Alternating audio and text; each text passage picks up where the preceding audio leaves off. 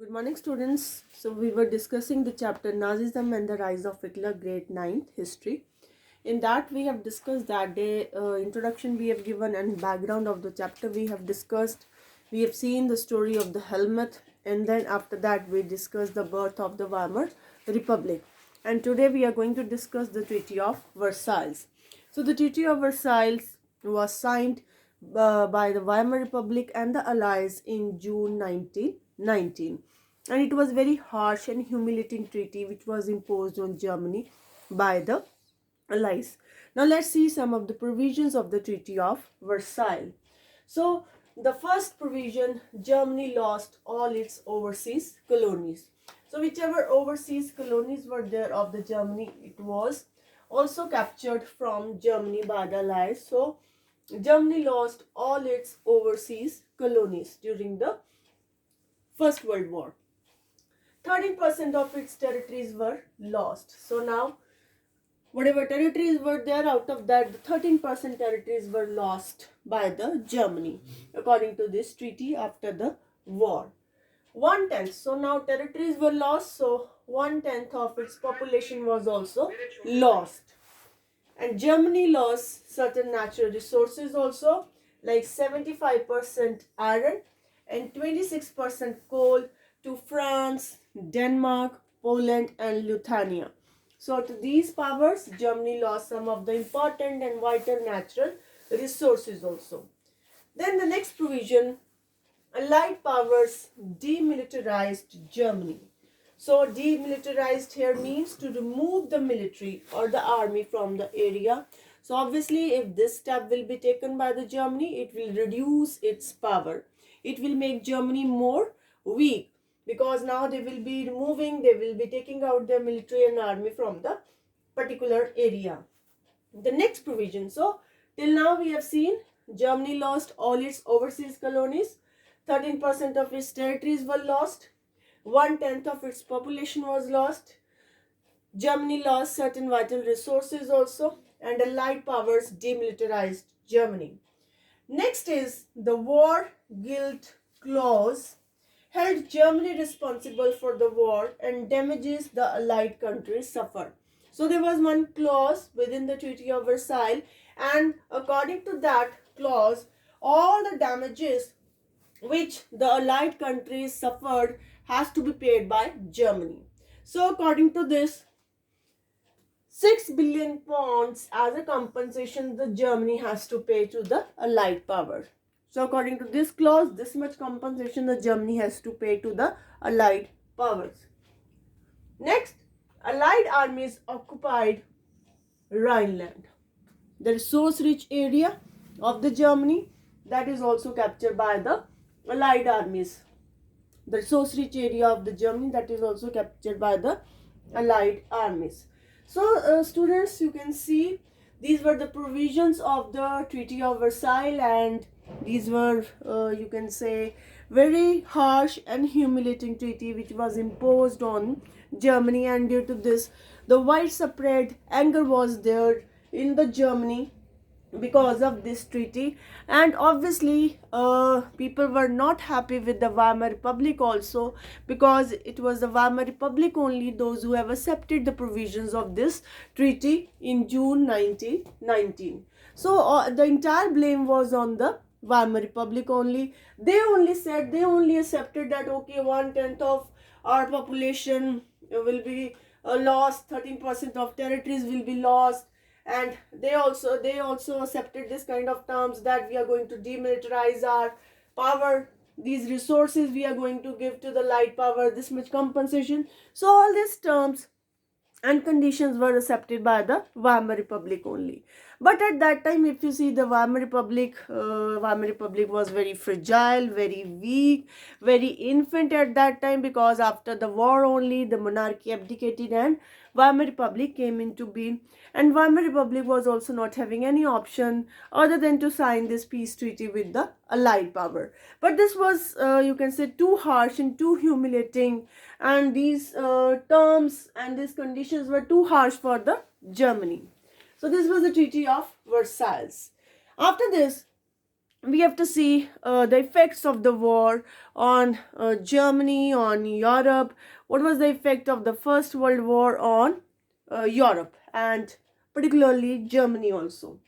Now, this war had a devastating impact, very dangerous, very, you can say, devastating impact psychologically and financially also. So, both the ways, the wars are fought by taking the loan, so financial impact is also there. And after the war, the economies got shattered. It is very difficult after the war to bring economy back on the track. So, the destruction was huge, devastating impact was there seen after the war within the Germany and in the entire continent also. Europe. Earlier, Europe was known as continent of creditor. They used to give loans for so many activities, and now after the war, what was the condition? Europe became the continent of debtor. Now they were asking money for so many things because now reconstruction has to be done of the economies. For that, now they want huge money.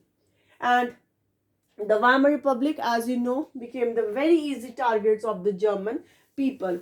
And since they have signed this treaty and ceasefire agreement, they have signed with the Allies in November 1918, and they have signed this treaty in June 1919. They were called mockingly November criminals. So, November criminal is a Nazi term which was given to the Weimar Republic, which was used for the Weimar Republic because they brought disgrace and insult to the German nation by accepting the defeat and by signing this treaty.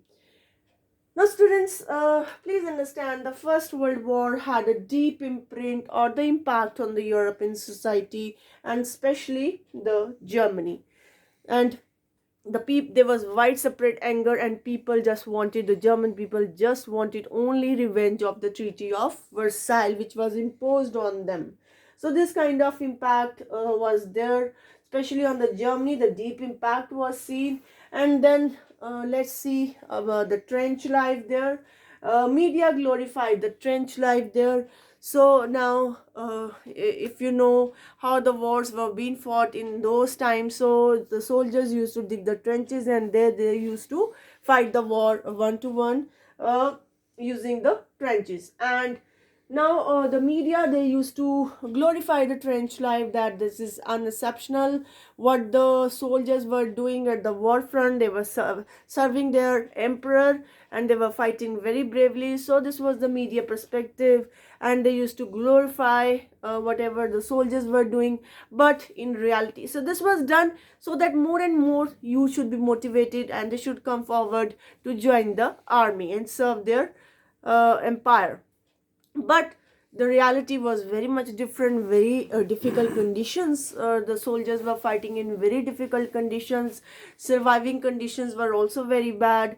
Nothing to eat in these trenches, and it was very difficult. So that's why more and more respect was given to the soldiers, and they were placed above the civilians. So more respect was given. So now after that, the politicians, they laid the stress that men should be aggressive, more strong, they should be masculine, they should be physically fit, so that anytime the war is there, they can be called to serve their nation. Now, after that, aggressive war propaganda and national honor, they became the center stage. Okay, so they occupied the center stage. The aggressive war propaganda was going on, and the national honor, they wanted to restore their national honor. So this was the it take the center stage in Germany after the First World War. And democracy, as you know, was very weak idea, very fragile idea, and people were not happy with the Weimar Republic, and democracy was not able to provide any solutions to the problems. Of political conflicts were there, economic crises were there. Weimar Republic was not able to provide any solution to these kind of problems. So obviously, if this is the condition, then support for conservative dictatorship grew in Germany after the First World War. So after Treaty of Versailles, which we discussed, and effects of the war, now the next topic in your NCERT book is political radicalism and the economic crisis. Political radicals means those who wanted quick change, and political radicalism means those who wanted quick change in the political setup of the Germany, because people, they were not happy with the Weimar Republic. So the people, they wanted a change in the political setup of the Germany. And the birth of the Weimar Republic coincided with the revolutionary uprising by the Spartist League. So Spartist League was the group which is formed on the pattern of the Bolshevik Revolution in the Russia. So this group was formed, the Spartist League in Germany, on the pattern of the Bolshevik Revolution, which took place in October 1917 in Russia. So now the demand was there of the Spartist League that they wanted the Soviet style governance to take place in Germany also. So this was the demand, and now the conflict was there between the Weimar Republic and the Spartist League, and Weimar Republic wanted to establish the Democratic Republic, but the Spartist League, they wanted to overthrow the Weimar Republic, and they wanted the Soviet style governance. So these demands were increasing by the Spartist League. So conflict was there, uprising was there, which was suppressed, which was crushed by the Weimar Republic with the help of organization called Free Corps. So in this the war veterans were there serving, the experienced soldiers of the ex-soldiers of the which have served in other wars. So they were participating, and with the help of Free Corps, they were able to suppress the uprising which was done by the Spartist League. But after that, the Spartist League, they formed the Communist Party of the Germany. So the clashes was there, conflict was there, and due to this instability, the Hitler, he will took the advantage of this kind of political instability, conflicts which were there in the Germany after the First World War. So the political atmosphere was charged up in Berlin after the First World War. So this was the political conflict. So let's see on the economic front what kind of problems Germany was going through after the First World War. Now, as you know, according to the Treaty of Versailles, the entire reparations, Germany, the entire compensation which the Germany has to pay in gold reserves. So this depleted the gold reserves of the Germany, and by 1923 Germany said that we are not going to pay further any compensations to the Allied power. So as a result, France occupied the Ruhr region of the Germany in 1923, and Germany retaliated by printing the paper currency recklessly without thinking anything. So this was the economic blunder which the Germany did in 1923, which led to hyperinflation in Germany. So due to this, the pictures were published in the world press regarding the Germans, how they were taking the cartloads of currency to purchase only a loaf of bread. So it invited the criticism also, and somewhat sympathy also was there for the German people. And now the USA came with the Davos Plan in 1924 to bail Germany out of the financial crisis it suffered due to the First World War.